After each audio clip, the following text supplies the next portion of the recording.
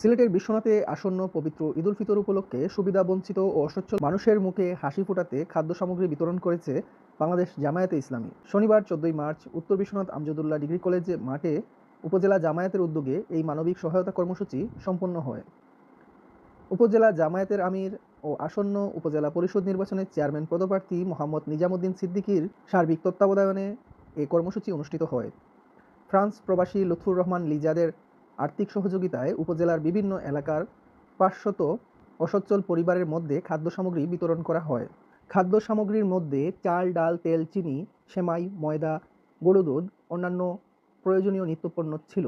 বাংলাদেশ জামায়াতে ইসলামী সিলেট জেলা মজলিসে শুরার অন্যতম সদস্য বিশ্বনাথ উপজেলা আমির খাজানশী ইউনিয়ন পরিষদের সাবেক চেয়ারম্যান মোহাম্মদ নিজামুদ্দিন সিদ্দিকীর সভাপতিত্বে খাদ্য সামগ্রী বিতরণ পূর্ব আলোচনা সভায় বক্তব্য রাখেন বাংলাদেশ জামায়াতে ইসলামী বিশ্বনাথ পৌরসভার আমির এইচ.এম. আক্তার ফারুক। উপজেলা জামায়াতের সেক্রেটারি মোহাম্মদ মতিউর রহমানের পরিচালনায় অনুষ্ঠিত আলোচনা সভায় অন্যান্যদের মধ্যে উপস্থিত ছিলেন বাংলাদেশ জামায়াতে ইসলামী বিশ্বনাথ পৌরসভার সেক্রেটারি মোহাম্মদ জাহিদুর রহমান, উপজেলা জামায়াতে ইসলামীর অ্যাসিস্ট্যান্ট সেক্রেটারি মাস্টার বাবুল মিয়া, আব্দুর রহিম, বাইতুল মাল সেক্রেটারি মোহাম্মদ আশিকুর রহমান, উপজেলা লামাখাজি ইউনিয়ন জামায়াতে ইসলামীর আমির আব্দুল আলী, সেক্রেটারি জুয়েল আহমদ, খাজানশী ইউনিয়ন জামায়াতে ইসলামীর আমির গিয়াসউদ্দিন সাদি, সেক্রেটারি আব্দুল ওয়াদুদ, অলঙ্কারী ইউনিয়ন জামায়াতে ইসলামীর আমির কামাল আহমেদ, সেক্রেটারি মকবুল আহমেদ, দৌলতপুর ইউনিয়ন জামায়াতে ইসলামীর সভাপতি ফখর উদ্দিন, রামপাশা ইউনিয়ন জামায়াতে ইসলামের সেক্রেটারি মিয়া মোহাম্মদ শাহেদ, উপজেলা শ্রমিক কল্যাণ ফেডারেশনের সভাপতি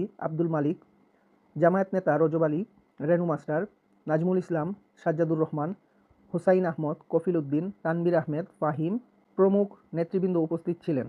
পবিত্র ঈদুল ফিতর উপলক্ষে সুবিধাবঞ্চিত মানুষের পাশে দাঁড়াতে এই উদ্যোগ গ্রহণ করা হয়েছে বলে আয়োজকরা জানান। অনুষ্ঠানে স্থানীয় নেতৃবৃন্দ, সামাজিক ব্যক্তিবর্গ এবং এলাকার গণ্যমান্য ব্যক্তিরা উপস্থিত ছিলেন। বক্তারা বলেন, সমাজের দরিদ্র ও অসহায় মানুষের পাশে দাঁড়ানো মানবিক দায়িত্ব। ভবিষ্যতেও এই ধরনের সামাজিক ও মানবিক কার্যক্রম অব্যাহত থাকবে।